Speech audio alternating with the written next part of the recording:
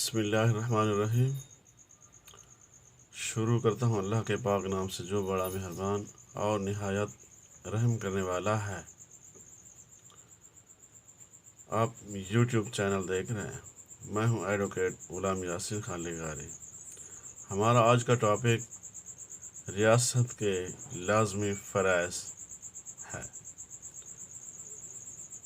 سب سے پہلے امن و امان کا قیام، جارحیت سے تحفظ،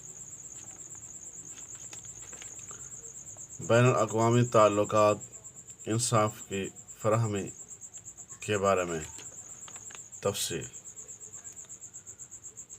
امن و امان کا قیام۔ کوئی بھی معاشرہ امن و امان کے بغیر نہ تو ترقی کر سکتا ہے اور نہ ہی صحیح معنوں میں معاشرہ کہلا سکتا ہے۔ ریاست کے اندر امن و امان کا قیام ریاست کا بنیادی اور لازمی فرض ہے۔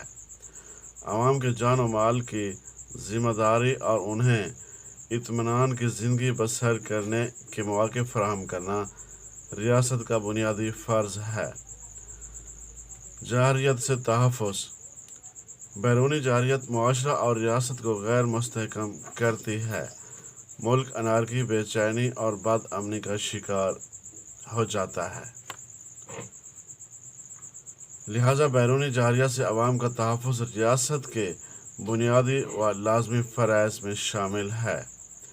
اس مقصد کے لیے تقریباً ہر ملک یا ریاست کثیر تعداد میں ایک منظم فوج تشکیل دیتی ہے اور انہیں ہر قسم کے سامان حرب فراہم کرتی ہے تاکہ بیرونی جارحیت کا مقابلہ کرے۔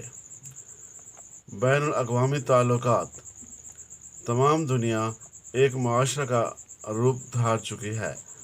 ہر ریاست کو بین الاقوامی تعلقات کے حوالے سے ایسی خارجہ پالیسی تشکیل دینا چاہیے جو اس کے عوام کی انا کو بھی مجروح نہ کرے اور اس کے لیے ترقی اور استحکام کے مواقع بھی فراہم کرے۔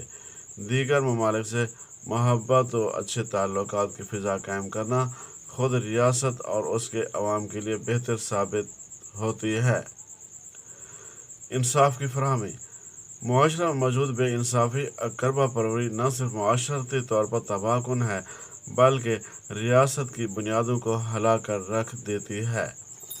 ریاست کا فرض ہے کہ ہر شخص کو بلا امتیاز رنگ و نسل، مذہب و ملت انصاف فراہم کرے۔ انصاف کی فراہمی اس وقت اصولوں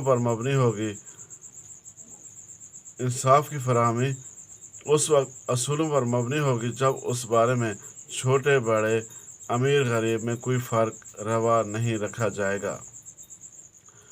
ایسا نظام عدل تشکیل دینا ریاست کا فرض منصبی ہے جو ہر قسم کی برائیوں، کمزوریوں سے مکمل طور پر پاک ہو۔